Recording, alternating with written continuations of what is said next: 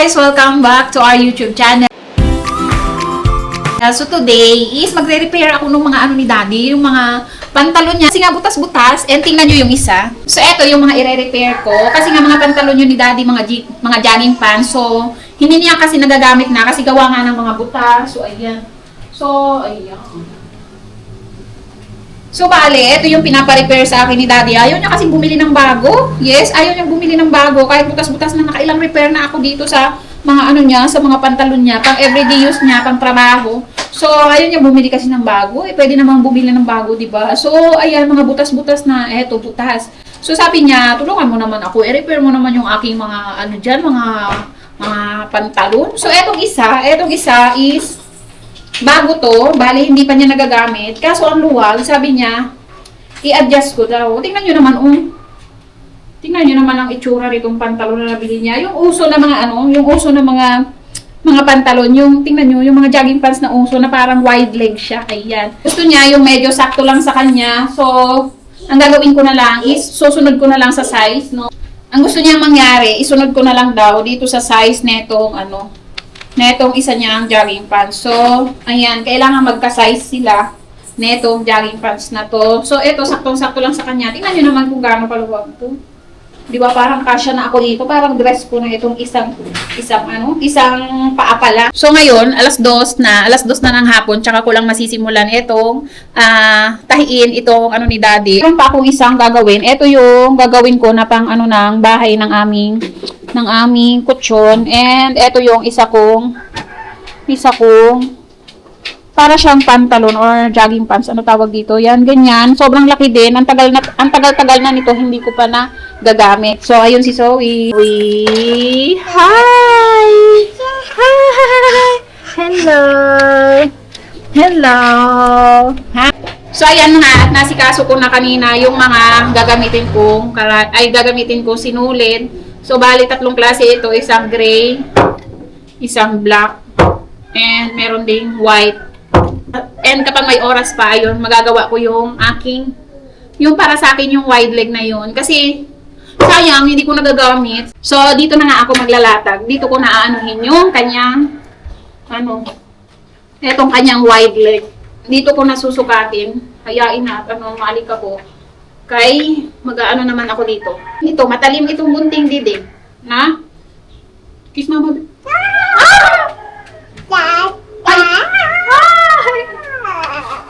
Kiss mama. Entremes niyo mo si mama Yes. Ano yun? Ano yan? Nilalawayan mo lang yata si mama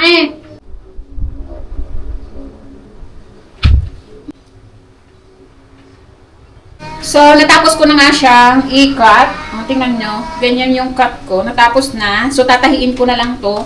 So, ito din. Natapos ko na. Bali, dito ko na lang siya binawasan para maging ka-size nito. Ganito ko. So, eto mga mima ko. Eto, kaya naman meron akong square pants na ganito kalaki. Bali, ito is binili nung katrabaho ko before sa Taiwan. Sa Taiwan pa to galing. Bali, 3 years ko nang hindi nagagamit to. Mahigit. And malaki sa kanya. So, binili ko sa kanya. Akala ko kakasya sa akin. Pero, hindi rin pala. So, ayan. So, ayan. Mag-aano muna ako ng sinulid. So, tagal na niyang inaano sa akin to na, Mami, anuhin mo nga muna yun. So, ang tagal-tagal na niyang inaano sa akin ito na tahiin ko na. So, hindi ko talaga nagagawa ngayon lang. Kasi nga, di ba, pag may anak ka, pag may toddler ka lalo na sobrang pasaway. Talaga naman mga mima ko, wala ka nang magawang time or wala ka nang time para gumawa. Kasi yung time mo, puro sa anak mo na lang. So, ngayon ko lang na gawa ulit to.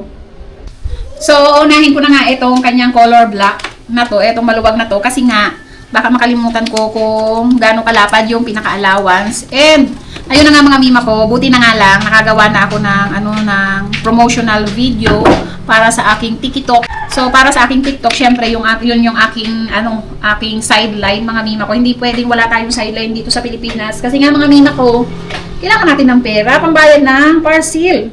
Pambayad ng parcel. Kapag marami kang parcel, mahilig ka mag-parcel, kailangan mong may sideline. So, kidding aside mga mima ko, kaya naman ako nagti-TikTok kasi,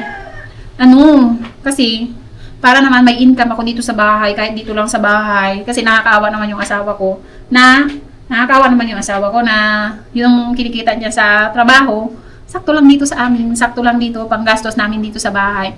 So, yun lang yung maitutulong ko sa kanya, yung pagtitiktok ko. Hindi naman yung pagtitiktok ko is nagtitiktok lang, TikTok, sayaw-sayaw, ganyan.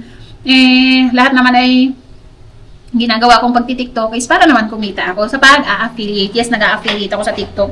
So, dito sa YouTube, wala pa akong kinikita kasi hindi ko pa nagkukuha yung goal. Hindi ko pa na yung goal na yung sa watch hours, ganyan. So, sa Shopee, kumikita na rin ako and sa Facebook. So, hindi naman ganun kalaki, pero yun, sapat na para makatulong kay Daddy. So, ayan, sisimulan ko na nga tahiin. Eto, mga mima ko. Tahiin ko na.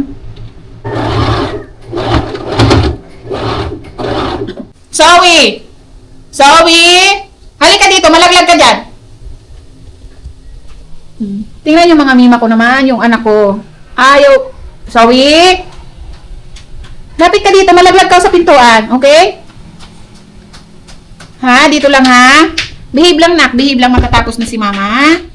Behave lang ha, matatapos na si mama ha. So hindi ko to pinapanood ng TV mga mima ko, kahit ganitong busy ako. Hindi ko talaga siya pinapanood kasi nga ang nangyari sa kanya is kapag tinatawag ko, hindi siya lumilingon. Hindi siya lumilingon talaga. So after nun, sabi ko, wag na siyang manood ng TV. Talagang in-stop na namin ng screen time and ngayon malaki na yung improvement niya. As in malaki na kapag tinatawag siya is lumilingon na siya. Natuturuan na rin siya magsalita ng mama, papa, dada, ganyan. And nagfo-focus na siya, nag-eye to eye na siya. And ang isa pa is, nauutusan na siya kahit papano. So, ayun yung dahilan kung bakit ko in-stop yung screen time sa kanya. Shh, wag makulit, dik. Tapusin lang to ni mama, ha? Papakita ko sa inyo, ang maganda dito sa sewing machine ko, portable sewing machine. Marami siyang ayan, marami kayong choices ng tahi. Kung anong tahi yung, ayan mo, halimbawa, pantay lang. Ayan, merong pantay, merong pasigsag. And basta meron siyang iba't ibang klase. Bale, 17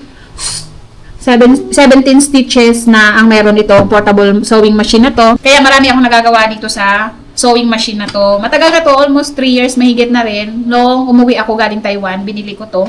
Kasi nga alam ko magagamit ko talaga to. So, nung newborn pa lang si baby, ayun, medyo madalang ko magamit. And until ngayon, Bibi! Until ngayon na toddler na siya, bihira ko lang magamit kasi nga mga mima ko is alagain pa talaga yung anak ko. So, ayan. Paano pag ikaw nalaglag doon? Huwag masyado makulit sa may pintuan, ha? Kasi baka malaglag ikaw. Okay? Huwag yan. Gagamitin ni mama. Behave lang. Okay? Tingnan mo yung tsinelas, be. Patingin ng tsinelas na binili ni Dadag, be.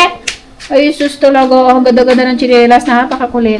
Napakakulit talaga ni Zoe. Sobrang kulit. Talaga naman alagain pa. Hay! Malaglag nga sa pintuan! Ha? Masagot pa. Dito lang. Ano yan? Ano yan? Say hi. Hi. Can you say mama? Mama. So, ayan na nga. Nasa kalagitnaan pa lang ako nung pagtatapos ng burn out. Yes, burn out. So, mag-aantay na naman ako na magkakuryente. So, ayun na nga guys. Inabot na ako ng alas 4 na. Yes. 4:06 na. And nakailang brown out kasi. And ayan, natapos ko na lahat. So, eto pala yung aking, ang ganda niya. Eto yung aking square pants. Ayan. Natapos ko na siya. Maisusuot ko na rin sa wakas after 3 years. So eto yung kay Daddy. Ayan. Natapos ko na rin tahiin lahat ng mga butas-butas. Natahi ko na. So, hindi na siya magre-reklamo niyan. And natahi ko na rin and eto yung in-adjust. Yung pina-adjust niya sa akin. Eto yon. So, natapos ko na lahat. And ayun nga, ang dami kong kalat. Tingnan niyo yung kakalata ng aking lamesa. So, ayan. And meron pa akong naiisang natitirang tatahiin. Pero eto, tatahiin ko pa yan. Bale, yun yung cover ng aming kutsyon. Kasi nga, wala kang cover yung kutsyon namin. So, yun, natahi ko na yun nung isang araw. Kaso nga, yun nga, nagkataong nag-brown out nga. Hindi natapos, hindi na nagalaw. So, maybe sa sunod na araw, tatahiin ko na naman yun. And ngayon, hindi ko na siya magalaw. Hindi na ako makakapagtahi ngayon kasi nga, anong oras na? Alas 4 na. Kailangan ko nang magluto ng hapunan namin. So, buti nga yung anak ko buti nga si Zoe is hindi nagpasaway. Ayun ayun siya sa may pintuan. Buti na lang and good mood siya. So, natapos ko ang aking mga tahiin ngayon. So, ililigpit ko muna to, mga kalat na to, and magluluto na ako. Kailangan ko na magluto na hapunan namin kasi anong oras na, alas 4 na.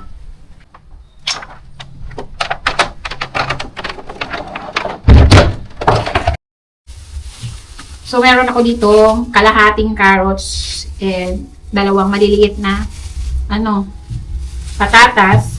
So, gagawin ko na to. And maghihiwa na rin ako ng sibuyas at saka bawang. Para mamaya, gigisa na lang or magluluto na lang ako nung minudo. Minudo pala ang lulutuin ko. Minudo na lang pala lulutuin ko kasi nga yung asawa ko bumili ng munggo. Sabi niya, magluluto daw kami ng munggo. Tsaka na may baboy. Aba, wala namang kahit anong gulay na binili. So, sabi niya, eto na lang muna. Minudo na lang muna. Kasi meron pang tira si Zoe na mga gulay dyan. So, gagamitin ko muna itong mga gulay niya. Kaya next time na lang siguro yung munggo. So, dito na rin yung asawa ko dun. Ano yan, babe? Ha? So, feeling ko, sipon, tsaka ubo. So, aanuhin ko na siya. Papainumin na ng oregano. Para naman, hindi na lumala. Alam gawin talaga. Tingnan mo. So, ayan na nga mga mima ko. Tatapusin ko na nga yung aking niluluto. And yung mag-ama ko nasa labas. Hindi pa nakakalabas si Zoe ngayong araw. Hindi pa siya nakakalabas sa labas. So, pinapalabas talaga namin yan sa isang araw. Kasi, para naman kahit pa paano, hindi puro sa loob lang na siya ng bahay. So, tatapusin ko lang yung niluluto ko. Kain!